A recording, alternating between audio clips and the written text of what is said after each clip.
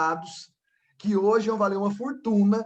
Tem um álbum para vocês terem, né, que é o álbum que é essa tatuagem aqui, que é o Violator do Depeche Mode, que eu fui olhar na internet, esse álbum, esse vinil que eu tinha, né, que era inclusive uma edição especial, ele tá R$ 350. Mas não Certo? sobrou nada, nenhum. Hã? Não Aí eu sobrou nenhum consegui disco. aí eu fui recuperando. Eu sabia que eu tinha deixado uns 10 Uhum, com um amigo meu, né? Eu sabia que eu sei. tinha a impressão de que eu tinha guardado alguns dos meus favoritos aqui em casa, certo? Aí eu achei esses também, né? Então estou aí, sei lá, com uns 15, 20. Então, com os meus CDs, isso não vai acontecer. Quando o CD voltar a ficar valorizado, aí sim eu vou vender os meus por R$ 100 cada um, 150, enquanto isso eu guardo. Enquanto isso eu guardo. Porque eu perdi uma pequena fortuna com os meus vinis sendo jogados, É, sendo mandados embora desse jeito assim. realmente. Tem muita gente que é colecionador, né? Exatamente. Coleciona isso, né? Vou esperar os vinis virarem, né, os CDs virarem item de colecionador de novo, e aí pronto. Será que CD vai valorizar igual o vinil? Gente, tudo que é vintage acaba voltando, certo? É isso mesmo. Por enquanto CD é só coisa que ninguém usa mais. Né? Igualzinho em vinil. Eu lembro quando eu comprei CD, eu parei de usar meus vinis, né? Parei de usar meus vinis. E todo mundo falava, não, mas ninguém vai usar vinil mais, porque o CD, o som é muito mais limpo, tal, tal, tal. Hoje o pessoal já fala, nossa, mas o CD do vinil é muito mais interessante, porque ele capta coisas que o laser do CD não captava, tá, tá, tá. Daqui a pouco vai ser a mesma coisa, né? Ouvir no É, Spotify não é a mesma coisa. Você tem a capinha do CD, você coloca o CD lá dentro, tá, tá, tá. É do jeito. Agora, o Zé falou assim, Raul já pensando em lucro. Agora eu estou pensando em lucro, né? Porque depois de perder 1.500 vinis que poderiam ter me dado nossa, mas uma é viagem para muita fora, coisa, né, né, Raul? para algum É, canto, agora é. É uma judiação, né?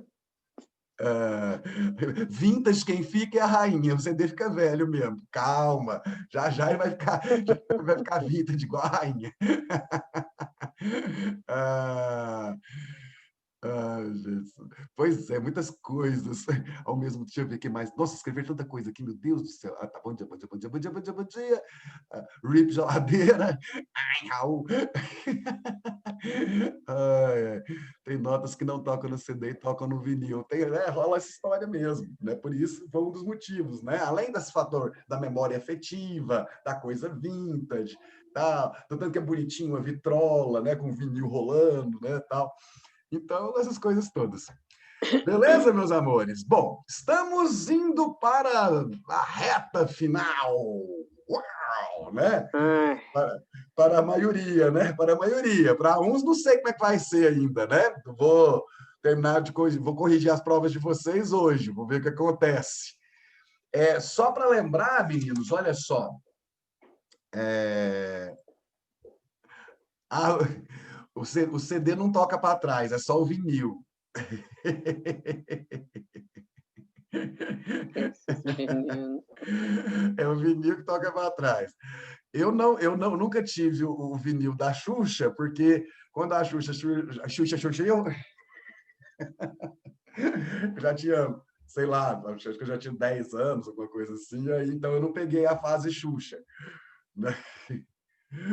Ah, mas o pessoal falava que se você ouvisse o álbum da Xuxa ao contrário, que tinha a voz do capeta, porque ela vendeu a alma dela para o diabo fazer sucesso.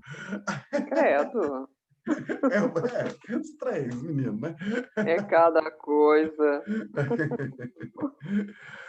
Então, meninos, olha só. É,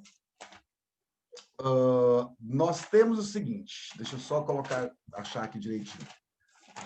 Para quem não fez a prova da semana passada, a prova de segunda chamada é quarta-feira, né? Segunda chamada na quarta-feira. A matéria é a mesma, vanguardas e o apanhador no campo de centeio. O formato vai ser o mesmo, 6 questões periquitadas, como é que chama aquilo? Né? Objetivas e 2 questões discursivas, mesma coisa, tá bom? E aí E aí, na sexta-feira, dia 20, a gente tem o simulado de ponto extra desse bimestre, tá certo? Então, nós vamos ter os dois quiz, que, gente, tem umas coisas que eu não entendo, porque tem gente que está fazendo as coisas bonitinho, e aí tem a chance, de repente, de, sabe, né? Eu ainda dei mais de semana para fazer, e teve gente que não fez os quiz para ajudar na nota. Eu não entendo vocês, não. Vocês gostam de sofrer, né? Tem muita gente que, nossa, gente, muitos professores estão reclamando, Raul. E não é falta de pedir, de falar com eles para fazer esses quiz. Eu não Todo consigo mundo fala, entender. eu, Cida, vocês. Eu não consigo entender. Eu não consigo entender mesmo, sim. Realmente também não, viu? É, é, é. Mas, enfim, né? Certo, tem gente aí que não fez, que já passou, e aí já está só esperando acabar o ano para poder, né, ficar de férias e tal. Mas tem gente que eu vi lá que não passou. E que mesmo assim não fez. Justamente. Exato. Então, na sexta-feira, tem o simulado de ponto extra, mesma matéria da prova. Tá, gente? Mesma matéria da prova. Vanguardas e o apoiador no canto você tem. Tá bom? Sexta-feira. Então tá. Nós vamos corrigir a prova agora, tá certo?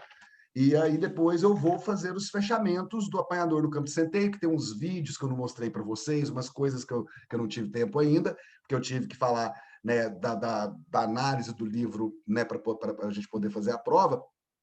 E aí essa parte mais das coisas do audiovisual eu deixei para a gente fazer depois da prova, né, com mais tempo, com mais tranquilidade. Então, hey ho, let's go. Vamos ver o que vocês aprontaram nessa prova de vocês. Chance. Chance.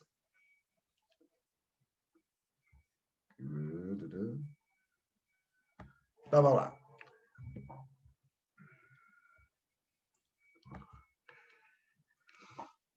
A obra acima, de autoria de René Magritte, sintetiza o pensamento dos artistas dessa vanguarda, que questionava os limites entre real e representação, o consciente e o subconsciente, né? Eu falei para vocês da influência do Freud, né, nas obras dessa galera, quando você pega a questão do inconsciente e do sonho reproduzidos em forma de símbolos e de imagens que você não consegue compreender perfeitamente, como uma das características exatamente do quê? Do surrealismo, gabarito, letra B, né? Particularmente aqui, você tem essa coisa do real e da representação. Cachimbo, né, que está escrito embaixo que isso não é um cachimbo. Por que não é um cachimbo? Porque é uma representação de um cachimbo. Se você pode até achar que isso pode ser, né, um objeto, mas não é apenas a representação do objeto. Não é a realidade, é apenas a representação da realidade. Tá certo? Então, surrealismo, letra B. A questão 2 tem essa obra, né, que nem é uma obra famosa nem nada, mas pelas características estéticas, você já pode saber que, por conta dessa coisa meio primitiva, que foge ao óbvio, né, que foge à retratação óbvia, e que tem uma preocupação com as angulações, né, com uma coisa meio geométrica e tudo mais, né, e é uma coisa mais fragmentada. Então, as características perceptíveis na obra, como a fragmentação, a simultaneidade de planos, né, várias coisas ao mesmo tempo, certo? Acima remetem ao cubismo, né? Ao cubismo. Lembra da Demoiselle d'Avignon? Aí vem o texto do Augusto dos Anjos. Se você se lembra direitinho, já apareceu, né? Se você se lembra direitinho, o Augusto dos Anjos é aquele que tem um poema que eu amo de paixão, que é o Versos Íntimos, certo? Aquele que fala, né? Apedreja a mão vil que te afaga, escarra nessa boca que te beija, certo? Pertence ali ao pré-modernismo. Só que você se lembra que eu falei assim, ó, gente, o Augusto dos Anjos só está no pré-modernismo porque ele nasceu na época do pré-modernismo. porque, na verdade, a poesia dele antecipa os movimentos, a poesia moderna, em vários aspectos. Né? Então, quer dizer, tipo do cara assim, que parecia que já era moderno antes do modernismo existir. E aí, então, eu coloquei isso aqui. O fragmento acima é parte de um poema do autor pré-modernista Augusto dos Anjos. Essa atribuição do poeta não impede, no entanto, que se perceba em sua obra forte característica de um dos principais movimentos de vanguarda, no qual se destacam o medo e a angústia como temas. Aqui eu já matei. Se você sabe, você sabe. Né? O poema está lá. Fruto injustificável dentre os frutos, monte de estercor e argila preta, excrescência de terra singular. Deixa tua alegria aos seres brutos, porque na superfície do planeta tu só tens o direito, o de chorar. Certo? Então, essa angústia e essas palavras, né, com som bruto, com som carregado, para dar uma intensidade, até a sonoridade do poema, certo? Para reforçar essa ideia da brutalidade, da angústia, do medo, que é característica dessa vanguarda, certo? Só podemos estar falando do expressionismo, tá certo? Então, vamos lá. Aí temos as perguntas. Tá. Sobre o padrão que você tem. Qual a postura religiosa de Holden? Bom, eu não comentei nada sobre isso, né? Então, essa é para quem leu. Ou para quem colou de alguém que leu, né? A postura dele ele afirma gostar de Jesus, mas não gosta dos apóstolos. Isso aí vai aparecer na cena em que ele se encontra com as freiras, e ele, ao mesmo tempo que ele sente muita empatia pelas freiras por conta do café da manhã pobrezinho que elas estão tomando, né, só com torradas e café, e enquanto ele está lá com ovos mexidos e bacon e aquela coisa toda, e tinha uma das freiras que tinha uns óculos de aro assim e tal, que ele acha particularmente simpática, que começa a puxar assunto com ele e tal, e só que ao mesmo tempo ele fica com um temor, que é o temor de que elas perguntem se ele é católico, né? Porque ele ia ter que falar que, né? Ou ele ia ter que mentir, ou ele ia ter que falar que ele não é católico, mas assim, que na verdade a postura dele religiosa era essa. Ele gosta de Jesus, mas ele acha, né? Ele acha algumas coisas, tipo assim, todo católico fica perguntando, tem mania de perguntar para você se você é católico. Ele falando do colega dele lá no colégio que tinha feito isso, né, que tinha dado uma volta danada para no final das contas perguntar se ele era católico. E aí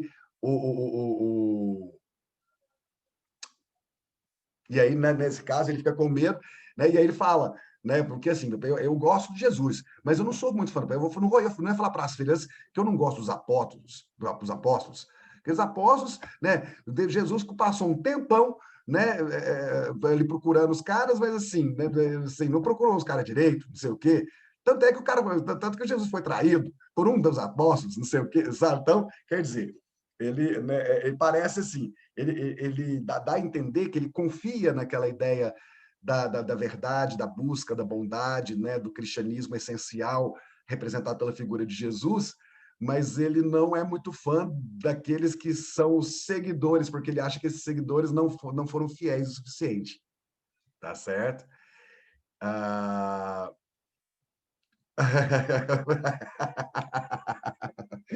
O fandom sempre estragando Jesus.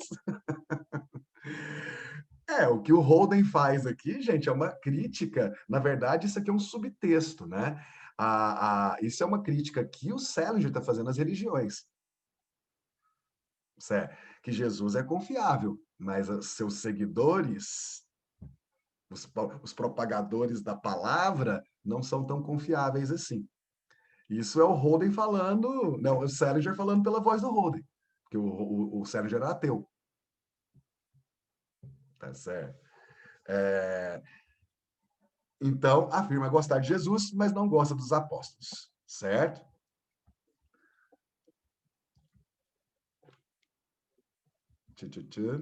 Vamos lá. questões 5 e 6 são sobre esse momento lindo aqui do texto, maravilhoso.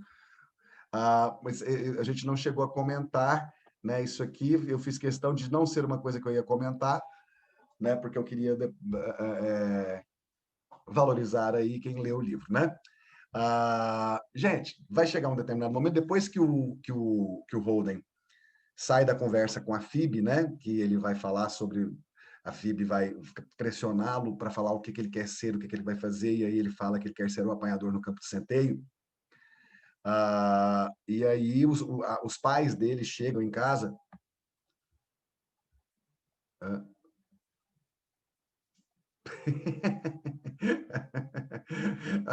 Acho que, né? Eu acho que o Deus dele tá mais para os patinhos do lago, os patinhos do Central Park, do que para o esquilo. Então, e aí os pais chegam, a mãe chega lá. Gente, tem uma coisa que é engraçada, né? A mãe chega lá no quarto da Phoebe, né? No quarto do DB, né? Que a Phoebe estava dormindo, ela fica dormindo na cama do DB quando o DB não está lá, né? Gente, tem o microfone ligado.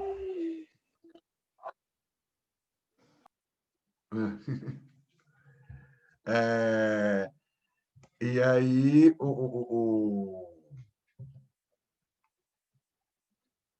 o Holden, né? O que foi? Tá bom, meu bem.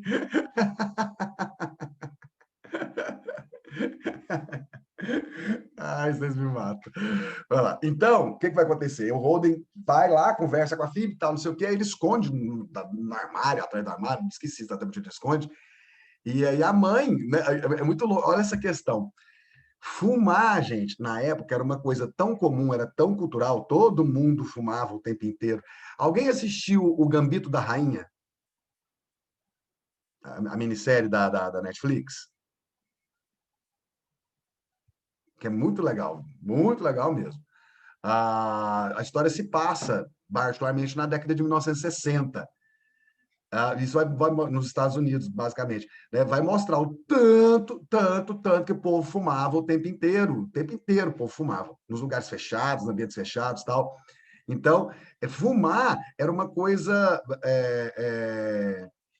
comum, muito comum, né? As pessoas, geralmente, os jovens fumavam, certo? Para as meninas era considerado mais feio fumar, certo? Mas também muitas mulheres já casadas fumavam, certo? As meninas fumavam escondido, certo? Então, mas imagina se acontecesse hoje, né? Tipo assim, uma menina de 10 anos fumando no próprio quarto e a mãe chegasse e o cheiro de cigarro estivesse no ar. Ia dar ruim, né? Porque culturalmente o cigarro hoje é bem mais combatido do que era 50 anos atrás, 60 anos atrás. E aí a Phoebe, porque como o Holden tinha fumado lá no quarto, né? E depois ele escondeu, a mãe pergunta: "Você andou fumando aqui, Phoebe?" Aí a Phoebe para não denunciar que o Holden estava lá, falou: a Phoebe tem 10 anos de idade, né?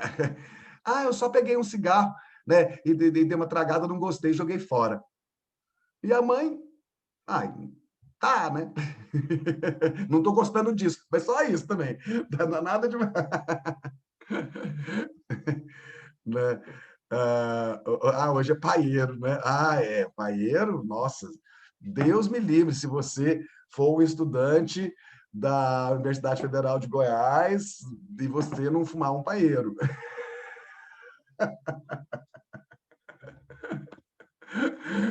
Ai, tô brincando. Tem muitos estudantes que não querem nem saber de nada. Mas o paieiro realmente o paieiro é a, é a representação do comportamento mais alternativo a essa coisa da indústria química, do cigarro, tal. Enfim, né? Vai lá. Então, beleza. E aí ela sai, o Holden sai de lá da casa, né? Da casa dele, e ele liga para o professor, ele tinha ligado para o professor Antolini, que tinha sido tipo o professor que ele fala que era o melhor professor que ele já teve. E ele, então, isso assim, o Holden, uma coisa que é interessante observar, é perceptível tanto que o Holden está perdido, que assim, ele não tem noção dos horários, a hora que ele está ligando para as pessoas, a hora que ele vai para a casa das pessoas, sabe? Ele está totalmente, e assim, ele não tem sono, ele não fica cansado, por quê? Porque ele está no estado constante de busca, de ansiedade, que ele não consegue simplesmente dormir.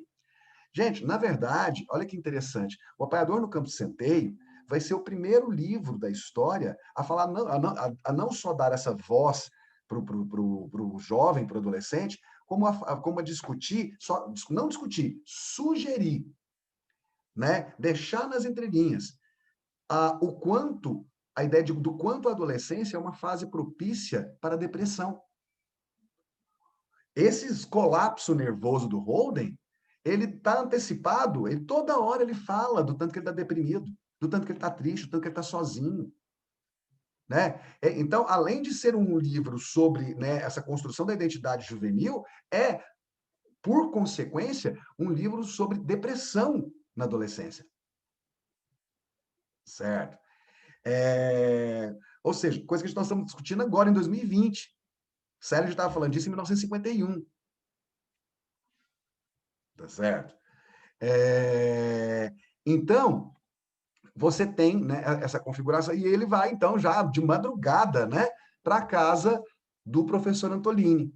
A mãe do professor Antolini, a mulher do professor Antolini vai fazer um café lá para eles, o professor Antolini vai continuar tomando o uísque que ele estava tomando, tal, não sei o quê, e aí vai acontecer esse momento super interessante, porque o Holden vai falar a respeito aqui tem essa versão que tem aqui, gente, é essa edição aqui, ó. Na edição nova, né, tem uma certa mudança que é interessante observar, que vai falar um negócio lá da digressão, para quem leu, né? Tipo assim, quando as pessoas estão lá apresentando alguma ideia, tal, não sei o quê, se alguém foge da objetividade que tem que seguir o padrão acadêmico da opinião sem firulas, alguém grita digressão, não sei o quê, né? E esse professor Vinson era esse cara que fazia essa coisa, que era esse cara amarrado, esse cara que não deixava as coisas acontecerem, fluírem, né, no discurso, na construção da opinião e tal, tal, tal. E o Holden começa a falar um punhado de coisas sobre esse colégio em que ele estudou e desse professor Vinson e tal, tal, tal, tal, tal. E aí, né, como se estivesse dizendo, né, as pessoas parecem que elas não deixam as outras se expressarem, dizerem o que pensam, e etc, e etc, e etc, e etc. E, né, o Antolini, né, o professor, está ouvindo tudo aqui, ele percebe onde é que está esse menino, né? Esse menino está naquela encruzilhada de se sentir perdido, de querer ser alguém, de querer ser alguma coisa, mas não saber o que vai ser, ou o que é, ou para onde vai. E aí o professor Antolini fala isso para ele, né? Detesto dizer isso, mas acho que assim que você tiver uma ideia de onde quer chegar, seu primeiro passo vai ser aplicar-se no colégio. E é o que você vai ter que fazer. Você está apaixonado pelo conhecimento. E eu acho que você vai encontrar, depois que deixar para trás, todos esses professores Vinces e suas composições e não sei o quê. Vinsons, falei. Ele queria dizer todos os professores Vinsons, e não todos os professores Vinces. Mas eu não devia ter interrompido. Está bem, os professores Vinsons. Na hora em que você conseguir deixar para trás todos os professores Vinsons, você vai começar a se aproximar cada vez mais. Isso é, se você quiser, e se procurar, e se tiver paciência de esperar, da espécie de conhecimento que será muito, muito importante para você. Entre outras coisas, você vai descobrir que não é a primeira pessoa a ficar confusa e assustada, e até enojada pelo comportamento humano. Você não está de maneira nenhuma sozinho nesse terreno, e se sentirá estimulado e entusiasmado quando souber disso. Muitos homens, muitos mesmo, enfrentaram os mesmos problemas morais e espirituais que você está enfrentando agora. Felizmente, alguns deles guardaram um registro de seus problemas. Você aprenderá com eles se quiser. Da mesma forma que algum dia, se você tiver alguma coisa a oferecer, alguém irá aprender alguma coisa com você, de você. E é um belo arranjo recíproco. E não é instrução, é história. é poesia.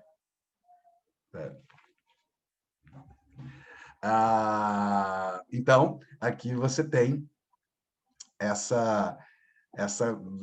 aqui acima temos um dos mais belos trechos da obra, que é o diálogo de Holden e do professor Antolini, certo? Letra E.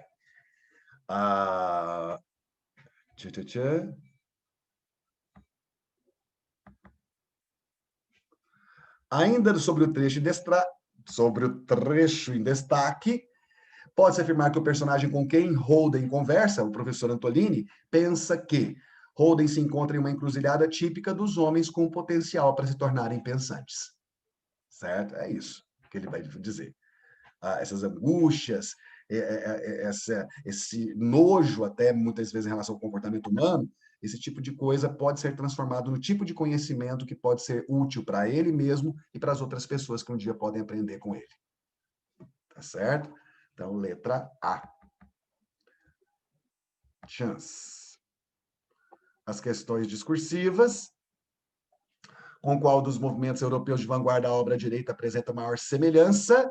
Bom, se a gente está brincando com uma obra, gente, fazendo uma espécie de uma caricatura, se a gente está fazendo a ideia de humor por meio da paródia, né?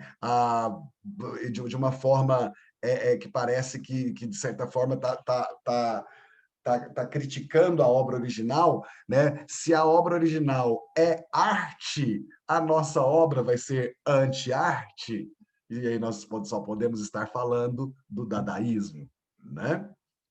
Então vamos lá. Questão 8. Uma das poucas pessoas sobre quem Holden Caulfield só tem palavras e sentimentos positivos é seu irmão mais novo, Ellie. Que julgamento Holden faz da personalidade do seu irmão? Ele acha que o Ellie é a melhor pessoa que já pisou na Terra, a pessoa favorita dele no mundo, certo? E o que aconteceu com o Ellie? O Ellie morreu, ainda criança, de leucemia. Não é isso? Beleza? E aí? Foi tudo bem? Vamos ver, né? Daqui a pouco.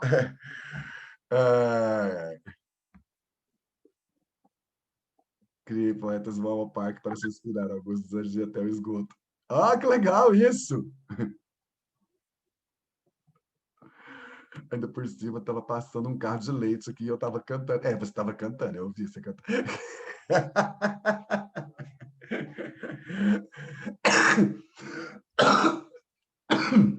Ai, ai. Então, bem, vamos lá.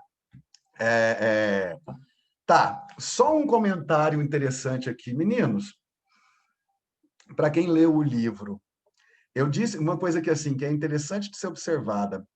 O Holden, ele, por mais que ele conte tudo para a gente percebe que existem algumas questões sobre as quais ele não consegue falar. Eu comentei esse lance do professor Antolini na aula passada, do que acontece quando o Holden vai dormir.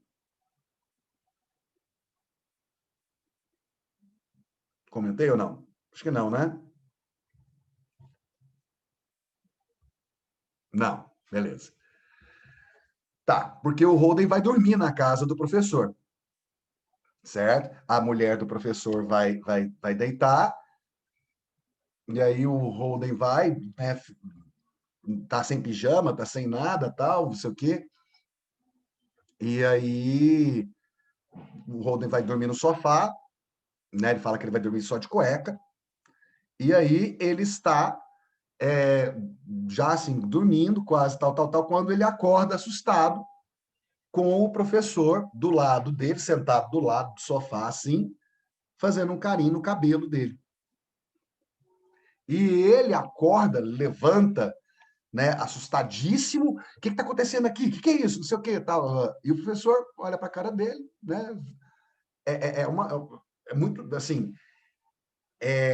E aí ele, né, se posiciona super, obviamente, né, na defensiva, e o professor, o que é isso? Tal, não sei o quê. O que está fazendo aqui? Aí ele fala, eu vou embora. Aí o professor, para onde você vai? tá de madrugada. Não, deixei minhas malas lá no armário da estação, tem que buscar, e meu dinheiro tá lá também. Ele falou, Holden, você vai de manhã, o dinheiro vai estar lá, vai estar tudo lá de manhã. Volta, vai saber, eu vou dormir também, né, não sei o quê. Não, muito obrigado, não, eu tenho que ir mesmo, tal, não sei o quê, e vai botando, sabe? Ele nem consegue achar a gravata, deixa a gravata para trás, certo? E aí o professor falou, Holden, você é um garoto muito estranho. Eu sei, todo mundo me fala isso, tá? E aí ele fica esperando o elevador, o professor na porta do apartamento, vá lá, pega suas coisas e volta para cá, para você dormir, tal, não sei o quê. Não, tá bom, então eu vou lá e volto, tal. E aí ele me encontra pensando, né, que aquele elevador nunca demorou tanto na vida, tal, não sei o quê, papapá. Quando ele tá no elevador, ele agradece o professor, não, muito obrigado, professor, tal. E ele vai descendo, e aí ele diz o seguinte, que é, que ele não acreditava que estava acontecendo com ele, que ele ficava super incomodado quando essas coisas meio taradas aconteciam com ele. Isso já aconteceu comigo mais de 20 vezes desde que eu era criança. E ele não fala mais disso. Ele só retoma, ele fala mais uma vez, um pouco mais para frente, quando ele começa a pensar que talvez ele tenha reagido de forma, né, exaltada com o professor. Agora, vamos pensar, o professor poderia estar insinuando algum tipo de assédio físico ali? Vai saber. Peraí, gente, deixa eu tirar esse WhatsApp daqui. Ô, desgrama, sai! Nossa Senhora.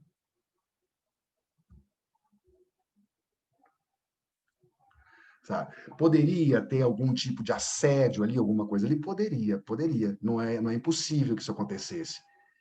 Ao mesmo tempo, o professor estava fazendo o quê? Um carinho na cabeça dele. Tipo assim, aquele menino brilhante, completamente perdido, sabe? Podia ser realmente apenas um ato de empatia e carinho. Só que a reação do Holden foi uma reação de que aquilo era, né? Ele estava sendo, assim, estuprado praticamente. E aí, quando ele fala esse negócio de que esse tipo de coisa tarada já aconteceu com ele mais de 20 vezes, e aí depois ele não fala mais nisso, só se questiona se ele não reagiu excessivamente ao professor Antolini, certo? Você fica aí sugerindo o quê? Será que o Holden já foi abusado sexualmente? Certo? Será que parte... Aí você pensa assim, tá, isso a gente nunca vai saber? Nunca vai saber. Mas aí fica uma coisa muito bacana, assim, para você entender a composição da personagem, que seria essa ideia que é a grande coisa que o Salinger está colocando no personagem o tempo todo, que é como quando a gente é criança, quando a gente é adolescente, a gente é vulnerável, né? A gente é vulnerável às maldades humanas, né? Às maldades do mundo, às coisas do destino, às coisas da vida, e a gente é muito desprotegido de tudo isso. É por isso que ele quer ser o apanhador no campo de centeio e proteger as crianças que estão prestes a cair no abismo. Certo? E é muito, né, tipo assim, o Holden, ele não quer mais perder nada. Então, quando vem o capítulo 26, que é essa coisa bela, maravilhosa, que ele vai dizer, é meia página de capítulo, e aí, tá lá. Isso é tudo que eu vou contar. Podia contar também o que fiz quando voltei para casa, e como fiquei doente e tudo. E o colégio para onde vou no próximo outono, depois que eu sair daqui. Mas não tenho a mínima vontade. No duro mesmo. Esse negócio todo não me interessa muito agora. Uma porção de gente, principalmente esse cara psicanalista que tem aqui, vive me perguntando se eu vou me esforçar quando voltar para o colégio em setembro. Na minha opinião, isso é o tipo de pergunta imbecil. Quer dizer, como é que a gente sabe? Como é que a gente pode saber o que vai fazer? O que é que vai fazer? Até a hora em que faz o troço.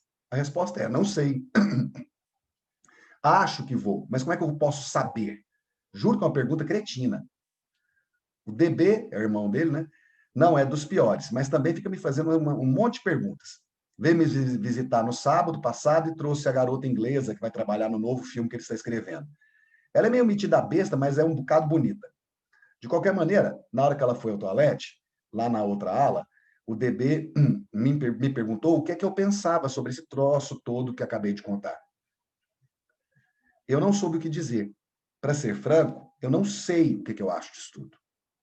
Tenho pena de ter contado o negócio a tanta gente. Só sei mesmo é que sinto uma espécie de saudade de todo mundo que entra na história. Até do safado do Stradlater e do Eckley, por exemplo. Acho que sinto falta até do filho da mãe do Morris. É engraçado. A gente nunca devia contar nada a ninguém.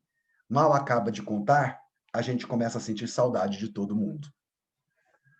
Ave Maria. Né? O que está acontecendo aqui? Holden não quer mais perder as coisas. E a eterna mudança do ciclo da vida, em que você tem que mudar, evoluir, desenvolver, transformar, virar gente, né, virar adulto e tal. E no meio disso tem perdas, tem coisas que não vão existir mais, vão existir só na memória. O laguinho com o irmão, né, com os patinhos e tal, tudo isso passou, é fim, acabou, não tem mais. Mas não tem outra coisa a não ser crescer. E aí, tudo passa ao quê? A trazer saudade para a gente. Para finalizar,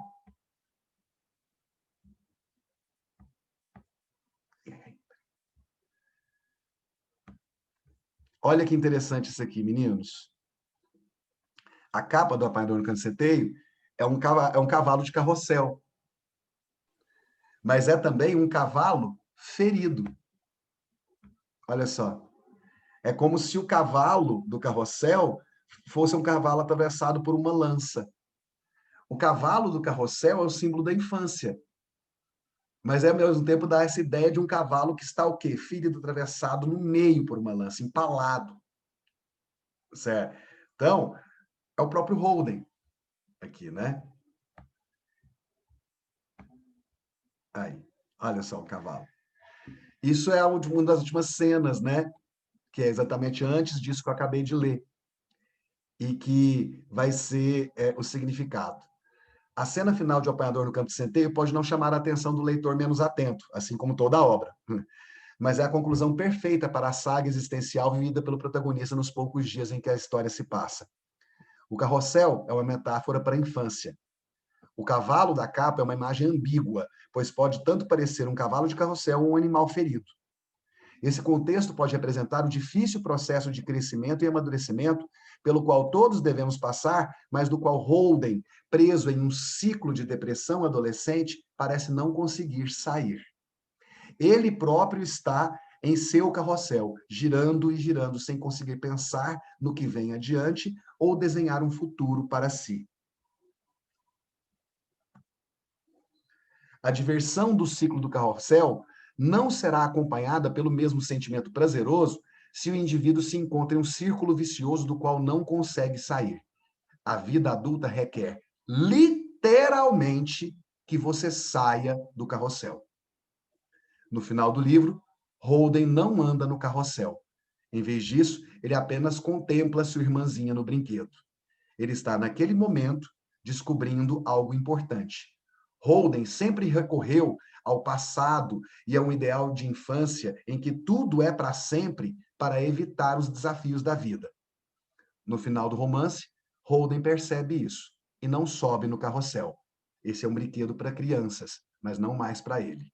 Holden aprende a reverenciar, a homenagear, a amar a infância, mas aprende também que ele não é mais uma criança. Fim.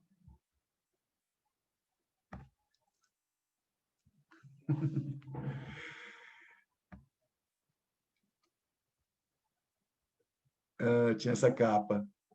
Essa é a capa, a sua, Gabriel, é tipo essa aqui, ou é azulzinha, ou é amarela? É que não tem nada, igual isso aqui. Era amarela, né? Eu não sei se ela foi, mas depois que eu terminei de ler, fiquei com a impressão de ter visto um filme do Woody Allen. O Woody Allen é apaixonado por Apanhador no Campo de Centeio. Ele é completamente apaixonado pelo apanhador do Canto Centeio. ele, ele já totalmente, nossa, muito bem sacado, inclusive. Né? Beleza, meus queridos? Terminamos o apanhador. Yeah! Então, na última aula, eu quero passar para vocês só umas coisinhas que não deu tempo de eu passar sobre essa coisa das gerações, tá certo? Aí eu vou mostrar para vocês, né, ao longo do tempo, como é que foi sendo construída, a partir de Apanhador no Canto Centeio, foi sendo construída essa identidade que chegou até vocês, os famigerados geração Z, né? Tá bom?